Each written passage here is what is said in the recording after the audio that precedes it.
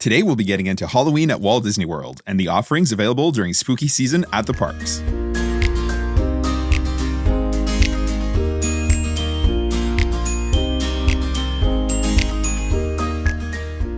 Hello and welcome to the Let's Go to Disney podcast. I'm Oliver. And I'm Lucy. Today is Sunday, August 3rd, and you're listening to episode 99, Halloween at Walt Disney World. Before we get into today's main topic, here's what's going on in the parks right now. It's pretty light news-wise this week. There's a bit of a lull for the parks, but we're expecting some big news to drop in the coming weeks. We should be getting the foodie guide for the Epcot International Food and Wine Festival very soon, given that the festival is set to kick off on August 28th, which is really, it's fast approaching. We're also expecting to get some more details on Mickey's Not So Scary Halloween Party, which is just around the corner. The first party is actually less than 2 weeks away at this point on August 15th, which seems like unreal, but yeah, that's the reality. And at the end of the month, Destination D23 is taking place at Walt Disney World. It'll be August 29th through 31st, and we fully expect to get some updates on the projects that are currently underway and plans for things to come that maybe haven't yet been announced yet. So it's always an exciting time around the parks at that time. Absolutely. In Disney Cruise Line news, we got a closer look at Disney Hercules, which will be the Hercules Broadway-style show coming to the Disney Destiny, which is set for its inaugural sailing later this year in November. The cast are working hard on rehearsals in DCL's Toronto-based studio to prepare for the grand opening. Disney shared an exclusive look on their YouTube page, which showcases cast members practicing their performances, and it looks and sounds like amazing. We expect nothing less from DCL, obviously, and just Disney as a whole, but they're always outdoing themselves, and we actually love the music from the film. So yeah, we're pretty pumped for this one. They also showed a look at the innovative exoskeleton type suits that are going to make their debut for this show, and that also looks really cool. We personally don't have any cruises lined up outside of our Wish cruise in November, but if we were to do a cruise in the next couple of years, it would likely be on the Destiny. Yeah, I think so too. It sounds like a really exciting ship to be on. And the whole like villains versus heroes theme as a whole, like it'll so be much cool. fun. Yeah. And pretty topical for today's episode, Universal Orlando has announced changes to their stay and scream processes for 2025. So in previous years, guests with day tickets and Halloween Horror Night tickets, or guests who purchased Scream early tickets with their Halloween Horror Night tickets, would enter the stay and scream zones. That's what we did when we went. Yep, exactly. So depending on which house you wanted to prioritize, you entered the closest stay and scream holding area and wait in line for the houses to open. New for this year, though, guests with day tickets or Scream early tickets will be able to pick up wristbands starting at 3 p.m.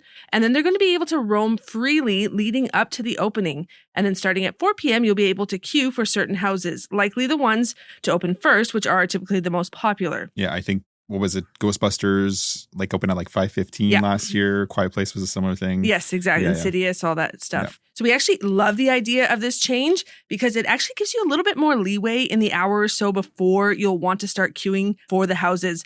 Although we'll say we're cautiously optimistic because if you start to queue at 4 p.m., it wouldn't be unlike what was already happening, but it does give you that freedom to roam before the lineups actually start. And then you can walk around if you don't want to get in line right away, which is actually nice. Like we stood or sat a lot of the times in line for quite a while before the first house. Yeah, I was like right around, I guess, 3:30 or so when we got in line, and it was super hot. So, like right in the sun. But I mean, like, and then I just snuck had no out of choice. line to get a couple snacks while we true. were waiting. Yeah, which wasn't true. a big deal. A lot of but people like, did that, I think. We would have time to do that before getting in line. Yeah. And Melissa Joan Hart, I'll just throw that out there. She walked by me while I was waiting in that line. So at least I got to see a celebrity.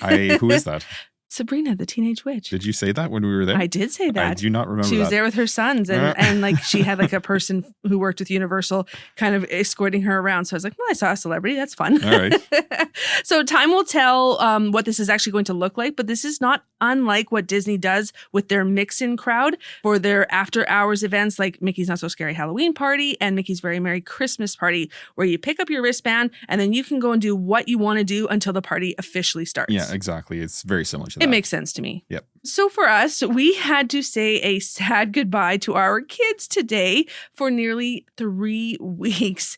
They left with my parents very early this morning and are flying to Whitehorse to visit my sister and brother-in-law. So for our listeners who are not familiar, Whitehorse is up in the Yukon, and that's the northern part of the country. My sister has 2 kids of her own, so our kids, Caleb and Sophia, were super excited to go and spend some time with them up there. We unfortunately had to stay behind and work, and of course we're going to miss them so much, but we're really, really excited and happy for them that they get to go have this awesome adventure up there, and we're really grateful to my parents for taking them and giving them this adventure because they've never been to the Yukon. So yeah, no, for sure. It's going to be good. And, it definitely pulled at our heartstrings saying goodbye this morning. I had ugly cry. I was the one that drove them to the airport. And when I came out driving back, I had quite an ugly cry, but I made sure not to show the kids so that they knew I was just excited for them. Yeah, and my phone, like on the photos, it sometimes shows you like montages. And of course, it was montages of the kids. And Of course. Like, anyways, whatever. But, like Lucy said, we take comfort in the fact that, they're with family and they're going to have a blast.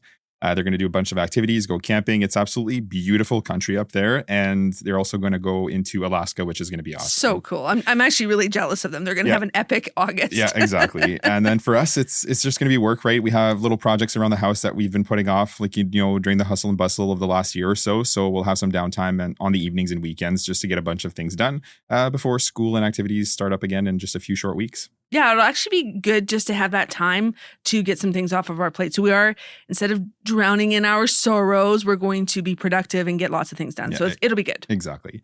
So with that said, let's get into today's main topic, which is Halloween time at Walt Disney World. So we don't know if it's just us, but it certainly seems like Halloween season is just more of a thing in recent years than it has been in the past. And Halloween itself is always, especially in recent years, pretty well represented in the parks. Agreed. But it just seems like it starts earlier than ever. And like outside of Walt Disney World is true as well. So like Costco has they've had the Halloween decorations out for a couple weeks already. Oh my gosh, yeah. And Michael's and all those places. I'm trying not to rush summer here, folks. Yeah, exactly. But no, it's alive and well, and pumpkin spice everything. It's anyways. And specifically at Walt Disney World, the main event is Mickey's Not So Scary Halloween Party. And there are other things going on around the parks to kind of celebrate spooky season as well. And we know it seems early us talking about Halloween, like we're saying right at the beginning of August, but Halloween merch it's no different at Disney, right? It's all over Disney property, and it's really going to pick up steam as, just the holiday gets closer and closer. So today was going to be an overview of what you can expect to find in terms of offerings around Halloween time at Walt Disney World. Yeah, so we're going to start it off with Mickey's Not So Scary Halloween Party. This is the flagship event for the season, and party dates will start very soon on August 15th. This is a hard-ticketed event, meaning you need a separate ticket to attend the party. So to be clear, even if you have a day ticket for Magic Kingdom, if you wanted to stay for the party, you would also need a ticket to the party. But if you are just coming for the party, you don't need a park ticket. You only need a party ticket. Your party ticket will give you access to Magic Kingdom beginning at 4 p.m. And then there's that mix in time between when the park closes for the day guests and then when the party starts. So you can enter the park as early as 4 p.m., but the day guests are not forced to leave until 6 p.m. And then the event officially kicks off at 7 p.m. and then runs through to midnight. Yeah, exactly. And it's actually kind of interesting the way that they do it. If you are entering the park at 4 p.m., they're going to give you a wristband. Yeah. And if you're already in the park, there's like pickup stations, right? Yes. And that's how they filter out day guests. They look for around 6 p.m., right? They start to look for wristbands. You got to show it a few times. We showed ours multiple times. And if you try to get in line without a wristband after 6 p.m., they're not going to let you, right? They're going to funnel you out of the park. So yeah, that's kind of how they do it. They've got a system and it seems to work. Yep. So tickets for this event this year specifically range from $129 to $229 per guest. Typically speaking, the first party and then the parties closest to Halloween are going to be the most expensive, with the dates earlier in the season being the least expensive. The exception here being the first party, when many guests just want to experience it first, really, essentially is what it is. A lot of the content creators will be there during the first one. Vloggers, everything. It's pretty busy during that time. There is also a 10% discount per ticket for annual pass holders and DVC members. Yeah, exactly. And there's a lot of parties throughout the months of August, September, and October, all told, right? And the parties that happen more often as Halloween approaches, right? Which makes sense. Like we said, the first party is the 15th of this month, which is actually a touch later than last year when it started on the 9th. In August, including the 15th, there are 7 parties. So August 15th, 17th, 19th, 22nd, 24th, 26th, and 29th. These fall on Sundays, Tuesdays, and Fridays, just for reference. In September, there's 14 parties on select nights, September 2nd through 30th. And these fall on all days of the week except Mondays. And then finally in October, there's 17 parties between October 2nd and 31st. And these fall on basically all days of the week. As of this recording, out of all the parties, only 4 dates are sold out. And these are the first 3 parties. So August 15th, 17th, and 19th, and Halloween. So the 31st. That one sells out very quickly. It's always the first ones. Yeah. So if you have a trip this fall, there's still time, right? But we wouldn't wait too long because obviously as time progresses here, they're going to continue to sell out. So if you have a date like in mind that you want to go, don't delay. I agree. Yeah. Another common question that guests have is, can you wear a costume to the event? And if so, what can you wear? So the short answer is yes, of course, you are more than welcome to wear a costume, but the caveat is that there are some costume guidelines that you have to follow. So this is directly from the Walt Disney World website, and this is always subject to change. So just make sure that you are looking there to make sure that you have the most up-to-date information leading up to your party night. The Walt Disney World website specific to Mickey's Not So Scary Halloween Party states that you can dress as your favorite character, but you cannot pose for pictures or sign autographs for other guests. So what that basically means is that you can dress the part, but not to the point where guests are going to think that you are a cast member for obvious reasons. Yeah, for sure. Exactly right. And on top of that, costumes have to be family friendly, right? So not offensive or depicting any violence or anything like that. You can't have props that may be used or mistaken to be weapons. And obviously nothing sharp or dangerous that could be hazardous to other guests, which, all of this stuff seems obvious, but it is there, right? Another thing to consider as well is that layered costumes or costumes that wrap around the body are discouraged and they can't reach or drag on the floor, right? So you can't have like a big ball gown or anything like that. You are allowed capes, but they can't reach below the waist. So same thing, they can't be too long. Some examples of accepted accessories are transparent wings, plastic lightsabers. Obviously, they sell those in the parks, right? Toy swords and tutus. And you can obviously wear headwear, right? So think like hats, tiaras, mini ears, right? Similar items as long as it doesn't cover your face. Kids under 13 can wear masks, but this can't impact their vision or peripheral vision. So basically, the eyes can be partially or completely covered. Now, in our humble opinion, the main draw and really the most enticing part of these parties is the absolutely awesome entertainment. The entertainment during Mickey's Not So Scary Halloween Party is amazing. Probably some, if not the best of any of the parties, and they are also just exclusive to this event. If you are a Halloween fan and a Disney fan, It's certainly worth attending the party for just the entertainment alone. Up first is Mickey's Boo to You Halloween Parade. It features a ton of characters, including some of the villains that you don't get to see very often, if at all, outside of this party. Like, I think we've seen Cruella de Vil. I can't even name them all, but yes, there's a bunch of them. The parade, the song is catchy, first off. And just the parade is absolutely fantastic. Of course, this could change when the Villains Land obviously opens. We're probably going to see more villains out and about after that. But for now, this is probably your best chance to get to see most of those villains. You're also going to see Minnie Mouse, Daisy Duck, and Clarabelle Cow dressed as the Sanderson sisters. It's so cute. It's just absolutely awesome. Yeah, agreed. Super cute. And like Lucy said, right, that song, it's my favorite parade song of all. You sing it a lot. Yeah, 100%. It's been in my head too in the last couple of days, but we love this parade. It's hands down, it's better than Festival of Fantasy in our opinion. Yeah. And I'll even go so far as to say it's slightly better than the Mickey's Once Upon a Christmas Time parade during Mickey's Very Merry Christmas Party. And we're Christmas people, like way more than Halloween people. So that's saying something. And I've said this before, but my favorite highlight of this parade are the gravediggers. They carry around metal shovels that they, drag on the ground to make sparks. And to me, that's my favorite. It's just so cool. Now, full disclosure, we haven't seen the Starlight Dream the Night Away parade in person yet, so we can't comment on its ranking for parades for us at like this point in time, but I will concede that also looks amazing. Agreed. It could very well become our number one. I guess we'll just have to wait and see. Yeah, exactly. So Boo to You happens twice. So you do have two chances to catch it, or in case of adverse weather, which can definitely happen in the hot and humid weather at this time of year. Let's not forget, it's pretty much smack dab in the middle of hurricane season.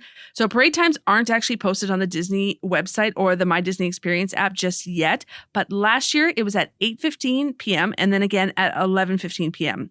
As always, this is subject to change or being completely canceled if it's raining. So make sure you keep checking the My Disney Experience app leading up to party night and on the actual night of the event as well. Yeah, exactly. My Disney Experience app we've talked about it a lot, right? It's a great app, but it also has an event guide right on like the app itself. Yes. So if you punch in Mickey's Not So Scary Halloween Party, the event guide will pop up and it has all the details there. It'll have helpful. Like show times, parade times, meet and greet locations, trick or treat locations, everything's all there. So yeah, we definitely suggest, pulling that up on your phone while you're there. Absolutely. And then the stage show in front of Cinderella Castle is the Hocus Pocus Villain Spectacular, and it's hosted by the Sanderson sisters. And you'll also have cameos from characters like Dr. Facilier, Oogie Boogie, Maleficent, and Jack Skellington, among many others. The show has singing, dancing, projections, and a ton of other special effects. It's an excellent show. And again, probably the best stage show of any of the parties and probably one of the reasons that you're here in the first place, right? So you should definitely not miss it, right? There's several showtimes, so you have a few chances to work it into your plans at some point in the evening. Showtimes haven't been confirmed for 2025 yet, but we're assuming they'll be the same or very close to the 2024 times. Last year, the parties in August and September, the times for the show were 9:05, 10:35, and midnight. The late September through Halloween dates added a fourth show at 7:35, giving you even more chances to catch it as, Halloween gets closer and the parties get busier. This could be different for 2025, but again, that information is going to be on the My Disney Experience app. It's going to be on the Disney website. And yeah, so there'll be lots of places to look that up leading up to your party. Yeah, absolutely. That's definitely best practices, just to keep checking. And then just like the parade, the show is also subject to cancellation with adverse weather. This can actually be a serious drag on your party experience as a whole, but remember that it's for the safety of the cast members and the performers. We know that's little consolation, but it happens, again, especially at this time of year. But again, if the earlier shows happen to get canceled, you do have a chance to catch them later if the weather improves, so there's always hope. And it wouldn't be a Disney party without fireworks.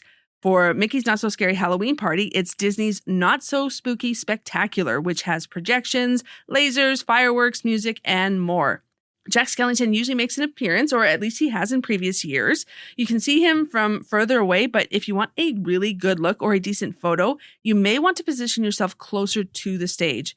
But then it might be a little bit harder to see all the fireworks behind the castle, so that's just a decision you'll have to make. Yeah, exactly.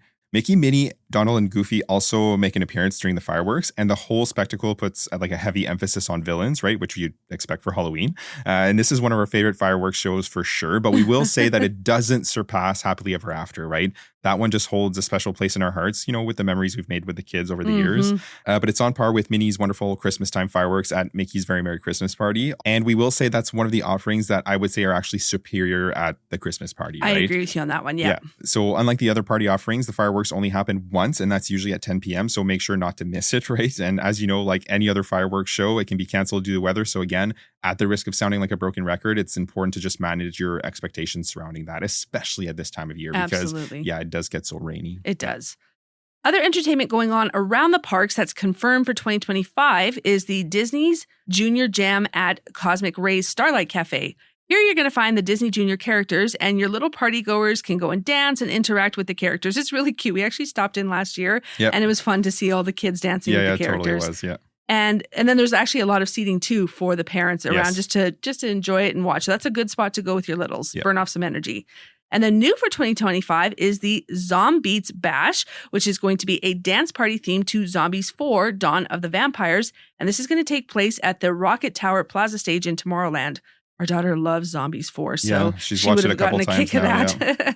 And then over in Frontierland, you'll also find the fan favorite Cadaver Dans. These guys are awesome. Last year, they had the Hitchhiking Ghosts here as well, which were absolutely phenomenal. We love to see them there, and we're just hoping that they'll make another return this year. Yeah, agreed, 100%. I love to see those guys. They were great. And they didn't talk, right? So it was like a mime act, but it was awesome.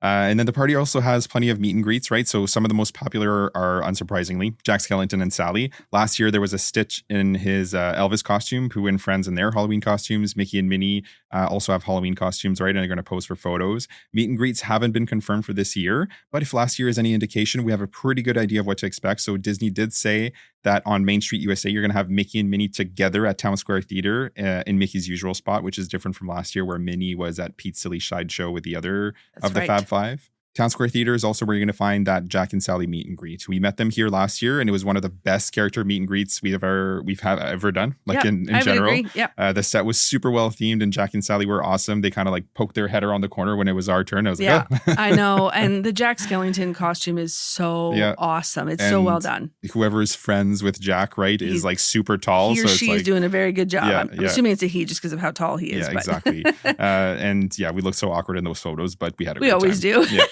But 100%, it's definitely awesome. And then over in Tomorrowland is usually where you're going to find Stitch in his Elvis costume across from Monsters, Inc. Laugh Floor. Bruno and Mirabelle are usually at the Fairy Tale Garden. This is exactly where Mirabelle usually is, right near the Cheshire Cafe. And then next to the Mad Tea Party is the Alice and Mad Hatter meet and greet. There's also a meet and greet for the Queen of Hearts here as well that alternates between Tweedledee and Tweedledum. So we expect that's going to return for 2025 as well. And then next to the many adventures of Winnie the Pooh, you're normally going to find Pooh, Eeyore, Tigger, and Piglet wearing their Halloween costumes. Absolutely adorable. So cute. That line is usually pretty popular. Yeah, it's one of the longer ones for sure. Yeah. And then next to Under the Sea Journey of the Little Mermaid, that's where you're going to find Ariel and Prince Eric meet and greets. Anastasia and Drizella are near the Cinderella Fountain behind the castle in Fantasyland, right near the entrance to Bibbidi Bobbidi Boutique. And then The Wonderful Belle is out by Maurice's cottage in Fantasyland. Storybook Circus at Pete's Silly Sideshow, Disney said you're going to find Pluto and Daisy for 2025. Yeah, so a little bit different than it has been in last year's. And then over to Adventureland, across from the magic carpets of Aladdin, you're going to find Aladdin and Abu, right? Then they normally alternate with Jasmine and Genie. And you also have Jafar, who does a meet and greet in the same area, which is exclusive to Mickey's Not So Scary Halloween Party. So that's definitely worth checking out if, that's something that you're interested in. Yeah, we saw him just roaming around there. Yeah, it was cool. It was a good costume. Yeah, exactly. And there's also a Jack Sparrow meet and greet across from Pirates of the Caribbean. And last year, they didn't have the Seven Dwarfs meet and greet, which they have had in previous years. So we're really hoping to see them return for 2025. It was kind of a bummer not to have them because you don't often see them, all seven of them together. And that one always has long waits, but it's definitely one of the better ones for sure. Well, because it's so fun to get a photo with all seven of them. Exactly. Yeah. And then in terms of attraction overlays, Space Mountain, Mad Tea Party, and Monsters Inc. Laugh Floor all get a Halloween overlay. Space Mountain goes pitch black and plays a spooky soundtrack. Mad Tea Party gets a special lighting that has reddish hues for kind of a spookier vibe. And then the humor gets a Halloween twist at Monsters Inc. Laugh Floor, not unlike what they do at Christmas. You should never skip Monsters Inc. Laugh Floor. We always have the best laughs time. there. And it seems like we get picked all fairly the time. often. I know. So, but never skip that one. My kids thought it was just so great. Yeah. They were dying of we laughter. Love it too. Yeah. So another fun thing that you're going to find at the party is the trick or treat stations throughout the park. These are normally marked with glowing inflatable markers. You can't miss them. And then you can always map them on the My Disney Experience app if you're not sure. So last year and previous years, these were at the welcome station when you enter the park. And then the other stations were near Tortuga Tavern, Tom Sawyer Island Dock. Rest in peace, unfortunately. That is long gone now. Near Gaston's Tavern, by the entrance to Tron, Princess Fairy Tale Hall in Fantasyland, Monsters Inc. Laugh Floor in Tomorrowland, and then a few others. Yeah, they're pretty much all over the place. Yep. Again, we said, you cannot miss them. They're marked. And when all else fails, you're going to find the lineups. Yeah, exactly. Having said that, don't let the lines deter you too much. They tend to go really quickly. And then you'll usually get an assortment of treats, and allergy-friendly treats are also available upon request. They'll give you tokens so that you can redeem at the Chamber of Commerce or Liberty Square for the allergy-free sweetened treats. Yeah, exactly. For nut allergies or similar things, dairy and whatnot. Yeah, that honestly, that wasn't a big highlight for us, the treats, because we didn't have our kids with us at this party. But what was fun is the last time we went, we got in the queue and there was the Evil Queen. Oh, that's right. And that Maleficent was in Fantasyland. Just standing there. You walked right in front. We got some good photos. So that was actually just fun because that was not a meet and greet, but a spotting that we weren't expecting to see. Yeah, it was totally a cool. sighting, I should say. Yeah, that's right. I'd forgotten about that. But yeah, that's right. And then, of course, it wouldn't be a party without Mickey's Not So Scary Halloween Party exclusive merchandise, right? So you're going to find apparel, accessories, ornaments, pins, among many other items during party hours. And these are available both at the Emporium on Main Street and Star Traders over in Tomorrowland. Pro tip here, it's always, and I'm not joking, okay, I mean always, way busier at the Emporium. So we strongly suggest shopping at Star Traders in Tomorrowland instead. It's usually a ghost town, and that's true for Mickey's Very Merry Christmas Party as well. It's just what it is. The lines are just way shorter there. And of course, like any other event, Disney Parks blog dropped their foodie guide for Mickey's Not So Scary, right? Snacks are another huge draw for a lot of guests. Some of these snacks are available during regular park hours, basically, so all the time, right, during Halloween season. But some of the offerings are available exclusively to party guests during party hours. Main Street Bakery is going to have the Mickey-shaped cheesecake and Mickey-shaped cinnamon roll with white icing and Halloween sprinkles. Both of these are going to be party exclusives. The Plaza Ice Cream Parlor will have a new snack this year, the pumpkin spice sundae with pumpkin gelato, pumpkin spice caramel sauce, pumpkin brittle, and Halloween sprinkles. That's a lot of pumpkin. Yeah. And this is going to be available during regular and party hours as well. The Plaza Table Service Restaurant also gets a pumpkin spice coffee barbecue sandwich, the skull meatloaf, the ghostly delight sundae, and the goblins and ghoulies cocktail. And these are all going to be available during regular hours and party hours as well. Casey's Corner has their 3 returning savory options that are available during party hours: the Chipotle barbecue pork and street corn French fries, the Chipotle barbecue pork and street corn hot dog, and the Chipotle barbecue pork and street corn mini dogs. I should say mini corn dogs, yeah. And for a sweet treat, they'll have the candy corn verrine made of salted caramel ganache, marshmallow panna cotta, and whipped cream. Aloha Isle in Adventureland is going to have their Dole Whip mango and chamoy float, which is a Dole Whip mango flavored, pineapple juice, chamoy, and chili lime seasoning. That's available through the party season, not just the party. Golden Oak Outpost has 3 new options this year. The Cajun crawfish and sausage poutine. Yeah, a fun play on poutine. Yeah. So that's going to have waffle fries and cheese curds. They're also going to have the beignets from Beyond with chocolate cookie crumbles and cream cheese dipping sauce. That sounds actually nice and simple and probably super delicious, Yeah, I think they had like a spicy option last year, which, but this sounds good. Yep. Exactly. And the Honey Hot Lemonade, which is regular lemonade with hot honey and chili lime rim.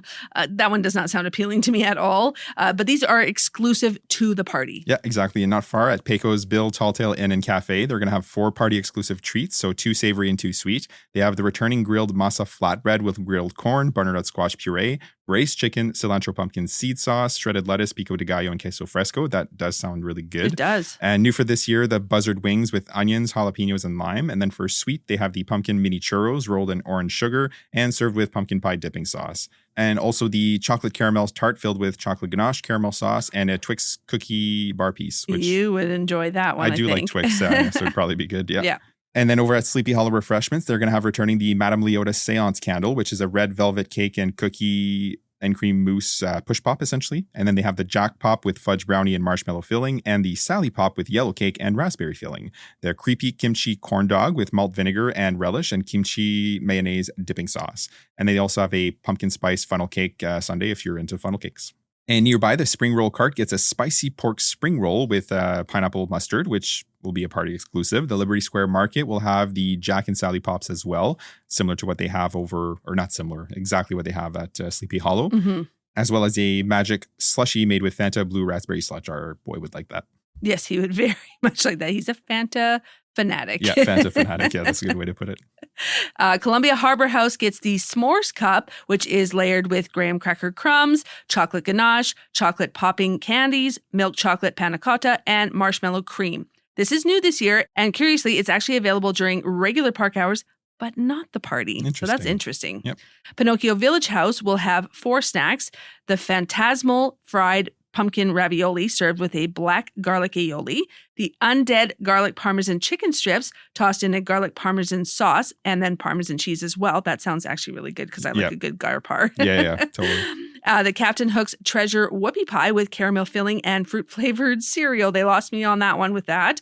And then the Scary Ghost Slushie with blue raspberry slushie and marshmallow foam. That sounds very sugary.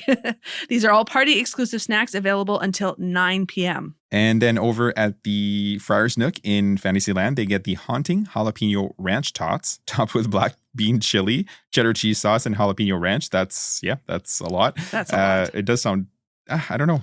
Jalapeno ranch tots. I would try them because I do like jalapeno. I do like ranch. It's essentially like chili fries, but with a little kick tots to them. Yeah. I would try that. Yeah. The bowl of bones, which are just pork wings fried with jalapenos and tossed in a barbecue sauce made with cherry Coca-Cola. And then returning the buffalo chicken hand pie with blue cheese crumbles and buffalo ranch, which we had last year. And it was quite tasty. I enjoyed that. It was good. I enjoyed that. And then for sweet, they have the not so poison apple donuts, which are apple cider donuts rolled in apple cider sugar and drizzled with caramel sauce, which how bad could that be? Exactly. And these are all exclusive to the party. And then right next door at Storybook Treats, they have the party exclusive Ursula cone made with wild berry soft served with candy coral and citrus cotton candy and a black vanilla cone. It looks like Ursula. I think that's super cute. I would probably try that. Yeah, for sure. And Cheshire Cafe gets the party exclusive mummy treat made with flaky pastry and chocolate filling, topped with white icing stripes and sugar decor. And then over at Cosmic Ray's Starlight Cafe in Tomorrowland, they have the sweet and spicy chicken strips drizzled with Korean barbecue sauce and then topped with black sesame seeds, fried garlic, and green onions. They also have the terrifying twice spiced chicken sandwich dipped in hot honey and then topped with a pepper jack cheese, jalapeno poppers, and bacon. That would probably be yummy. Yep. The mini witch hat, which is a chocolate cookie topped with peanut butter mousse, milk chocolate ganache, and buttercream. This was actually over at the Main Street Bakery last year, and it was absolutely delicious. Yeah, we really enjoyed that one. 100%. It was really cute, too. So, and we got it super early in the evening. So just a pro tip here, if there's a snack you really want to try, get it early. And the reason I say this is because there was this little like letter to Santa treat from Main Street Bakery at Mickey's Very Merry Christmas Party. This was, I guess it would have been 2023. Yeah. And I had my eye on it and we went late, like when we were waiting for the parade, the second parade, and it was all sold out. So I was like heartbroken.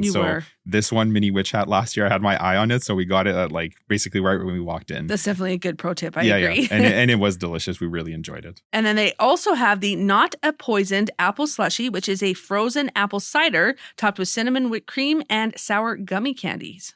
Anti-Gravity's Galactic Goodies has a candy bowl sundae made with salted caramel soft serve topped with a chocolate cone dip, Snickers bar pieces, Twix cookie bar pieces, and M&Ms. That's a lot going on there. Yeah, that's a lot of candy, yeah. And then they have the Cauldron Cold Brew with pumpkin spice foam and Halloween sprinkles. And lastly, at the lunching pad, there's the returning jalapeno popper dog with sriracha. That's always hard to say, sriracha. Okay. Cream cheese, crispy onions, and Hades relish. And then the skull cake, which is a banana cake filled with dulce de leche. And the ghoulish blue raspberry slushie with Fanta blue raspberry slushie and black vanilla drizzle. So as always, right, there's never any shortage of party exclusive snacks to be had at any of these parties, right? And if you don't plan on attending the party, obviously, like there's a ton of seasonal snacks and foods outside of the party hours that you can try basically at any time, right? And with that, let's quickly cover some tips and tricks for the party, right? So once you enter the park, you're going to be given a wristband identifying you as a party guest, right? We covered that. But you're also going to be given a tote bag for trick-or-treating and a party map. If you were already in the park with a day ticket, but you also have a party ticket, you don't have to exit and come back in, right? That's not a thing. There's actually designated stations in the park where you're going to be able to pick up your wristband, right? These historically have been at Adventureland across from Pirates of the Caribbean, right near Tortuga Tavern, in Tomorrowland across from Monsters Inc. Laugh Floor, in Fantasyland in front of Mickey's PhilharMagic, and inside the Chamber of Commerce next to City Hall. Tomorrowland tends to be the busiest spot, so we suggest actually going to the Adventureland location by Tortuga Tavern if you're inside the park already. It's just, I don't know why, it's just, it always seems to be that way. Agreed, yep. If you are arriving and only have a party ticket, aim to be at the front of Magic Kingdom somewhere between an hour and a half or so before 4. So let's go with 2:30. The lines outside of the park can get really long. It does move fairly quickly, all things considered, but it's definitely best practice to just get there early so that you can get a jump start on your party as soon as possible. Like we said, the party itself doesn't actually officially start until 7 p.m., so you're actually going to be able to start doing some party exclusive things immediately. So for example, you'll immediately be able to queue for the Jack and Sally meet and greet, which has long lines consistently throughout the night. So getting it done first thing before the party even starts is definitely a good strategy. Aside from that, the other party offerings don't actually start until 6 p.m. or later. So it's a good time to ride a couple of attractions or to grab a quick bite to eat before the party officially kicks off. We suggest eating a bigger lunch and then snacking throughout the evening. We definitely discourage table service meals during the party because this is going to eat up precious time. Other popular meet and greets to prioritize are Winnie the Pooh and Friends at 100 Acre Woods. The wait time here is typically pretty long too. Yeah, for sure. Yep. Over at Pete's Silly Sideshow, Daisy will attract lines as well, although not quite as long as Winnie the Pooh and Jack and Sally. Jack and Sally will be the longest. Oh, yeah. Hands down. Close to it was like 80, 90 minutes consistently. Consistent. Yeah. If your party is prioritizing character meet and greets, this will definitely take up a lot of your party time. There's just no way around it. So your mileage may vary depending on what's important to you. Yeah, exactly right. If meet and greets are less important, then you can prioritize rides, right? So think like Tron, Tiana's, or any like Seven Dwarfs Mine Train, right? All of these can be lower than during regular park hours, given that guests are going to be busy like doing other things, right? Absolutely. So, yeah. The party exclusive entertainment like Hocus Pocus Villain Spectacular, the Boo to You Parade, they start fairly early in the party, right? If you're there August through September, assuming it's going to be like last year, we suggest watching the Not So Spooky fireworks at 10 p.m., the Hocus Pocus Villain Spectacular at 10:35, and then the second parade at 11:15. Like we touched on earlier, and we've said many times before, right? If you stake out a good spot along the parade route, you're actually going to be able to catch all the 3 shows with basically not moving at all, right? Which is a good way to get all of these done in like one shot. And then that way you can use, the time of the first parade, which is 8:15, to get in line for a popular attraction or a meet and greet when, wait times tend to dip, actually even a little bit before that. So if the parade starts at 8:15, people are going to start scoping out their spot like 7:45, if not earlier. So you're going to see wait times dip for those other offerings right around that time. And then assuming they do the same thing as last year, which is add a fourth villain spectacular show at 7:35. So earlier, right? You can catch the show then, the first parade at 8:15, and then do a few more party offerings like a ride or a less popular meet and greet or whatnot. And then the 10 o'clock fireworks. If you have younger kids and you intend to like leave essentially right after the fireworks, so earlier in the evening, this could definitely be your best bet for sure. Agreed. And another option you could do is the fireworks at 10 p.m., second parade at 11:15, and the last spectacular at midnight, which technically starts when the party ends. So that can be a good strategy as well, as you are technically extending your party time beyond park close. This frees up a bit of time between the fireworks and the parade as well. If you don't have littles or have nowhere to go the next day, this can actually be a really good strategy as well. Of course, you run the risk of weather hitting later and then you'll miss the shows altogether, but that's just a gamble you'll have to weigh and decide on. Another thing we didn't really mention before is the trick-or-treating. The trick-or-treat lines tend to go way down in the last bit of the party. And not only that, but cast members actually become very generous with the candy later in the evening. So that's probably the best time to do that as well. Yeah, no, for sure. Because people, they'll jump in lines, especially earlier on in the party, and those lines get like really long. And then you're carrying around your candy the whole time. Yeah, exactly. And like, again, if if your kids are a little bit older and they're not super keen on eating a bunch of candy, or, you're traveling with adults, it might be less important to you, right? So, just something to consider there. And we've alluded to it a couple of times already, but this is all dependent on weather. Okay, so it's usually super hot and humid during the first 2 months of parties, right? So August and September, and into October as well, to be honest. It's the height of hurricane season, so we suggest to expect rain every evening at some point. Rain happens pretty much daily at this time of year, especially in the afternoon. And this can sometimes be like unrelenting, which can really spoil a party, right? If your party is completely rained out, you can sometimes receive like a, in consolation, a park hopper ticket, or on rarer occasions, a ticket for a future party, which may or may not be helpful to you, right? If you're coming from, Canada, UK, other places in the States, it's just not helpful, right? And that's the reality, right? You could miss out on some or most of the entertainment if it gets rained out. We know that can be extremely disappointing, but preparing for that potential can definitely go a long way. Yeah, exactly. And then another thing we often get asked is if you should go to Magic Kingdom on a party day. And here's our take on that. If you only have one Magic Kingdom day, and if you want it to be full, including the Happily Ever After fireworks show, then we would definitely say no, because you won't see the fireworks and you'll be missing out on a few hours of park time. But if you have more than one Magic Kingdom day, or if you are at peace with not staying for the fireworks, then this could actually be a good strategy, because crowds on party days tend to be lower, because obviously some people don't want to make that their only Magic Kingdom day on a party day and then miss out on a bunch of time. Yeah, for sure. We actually did Keys to the Kingdom the day of our party day. Yeah, that's right. And that worked out really well the for most us. recent time. Yeah, no, that's right. But we consistently go to Magic Kingdom on party days, and especially like in September when the kids are back in school, it's always such a quiet time at the parks. Yeah, getting on all the rides frequently. Yeah, if you're okay accepting the risk of, the weather and potential hurricanes, and if you're traveling from further away, it's definitely a really good time to go in terms of crowds. But it is hot. Yeah. Another thing we often get asked as well is if the parties are worth it. And we'd say a cautious yes, right? The entertainment is great. The snacks are fun. The meet and greets are awesome. Obviously, there's really a lot to love. But a few caveats here to consider as well if you're on the fence. So it's busy, it's hectic, there's a lot to do and only a short time to do it. And we know many people get disappointed with the parties. They're just, they find they're too busy, or they don't think it's worth it. The cost is too high. The waits are inflated. And we say that's fair, right? But again, if you research before you go, you would know this, right? So you can kind of wrap your mind around it and, decide then if it's for you. What we will say is that we concede it is crowded. It is hard to fit everything in. If shows and meet and greets aren't your thing, this may not be for you, right? At the end of the day, just try to be honest with yourself. And, when you look at the realities of the party, you're going to be the best judge to figure out if it's worth it, right? At the end of the day, the advice we give for the party isn't a big departure from our usual advice, right? Which is figure out what's important to you and your family. Plan your itinerary around that. Prepare yourself that a wrench could wreck your plans, right? Like weather, and anything you can get done beyond your planned itinerary is just the cherry on top. Yeah, absolutely. And then outside of the Mickey's Not So Scary Halloween party, you'll find a few other Halloween themed offerings across property. Over at Hollywood Studios, Hollywood and Vine gets Minnie's Halloween Dine beginning on August 16th this year, and it's going to run through the Halloween season before switching to Minnie's Holiday Dine sometime in November.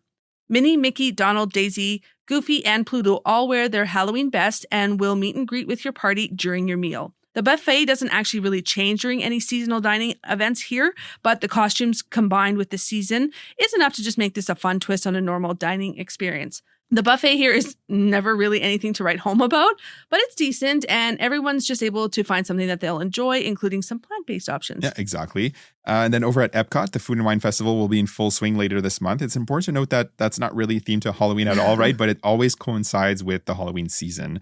And some of the food items that you're going to find around the food booth will have like a fall twist. So think like pumpkin flavors and similar flavor profiles.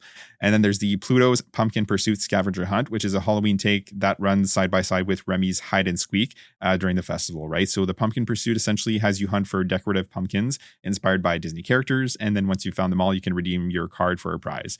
This begins on September 2nd and runs through Halloween. And just like the other scavenger hunts throughout the year, you can purchase your game board and stickers at Disney Traders, Creations Shop, Festival Markets, and other select shops. The board is $11.99 plus tax. And if you run out of time or you want to redeem your prize before you finish, you can certainly do that as well. So don't worry about not getting a prize at all, right? It's usually a themed small trinket or souvenir or something like that that your kids will probably appreciate. Yeah, and then in terms of Halloween decoration across the 4 parks, Magic Kingdom is really the only one that gets a significant makeover, which makes sense because it's the only one that hosts a Halloween-specific event.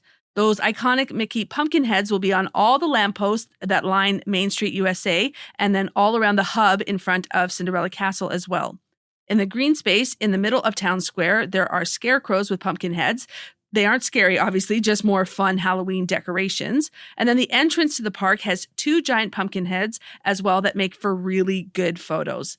You'll also see pumpkins and decorative swags all along the windows in the entrance to the park and then along Main Street. Decorations spill over into Liberty Square as well, but not much beyond that. Yeah, exactly. And then over in Disney Springs, starting in late August through Halloween, you're going to find Fall at Disney Springs. So this features, fall themed decorations, photo opportunities, themed entertainment, and seasonal treats. It's not overt, right, like Magic Kingdom, but it's definitely more themed than any of the other parks outside of Magic Kingdom. There's a ton of Halloween merch in all of the Disney stores, right? So never fear. And then some fun photo ops spread out across the springs as well. New this year, Jock Lindsay's Hangar Bar is actually getting a fun Halloween themed menu. So they always have a Christmas kind of makeover, right, with decorations and Christmas themed menu items.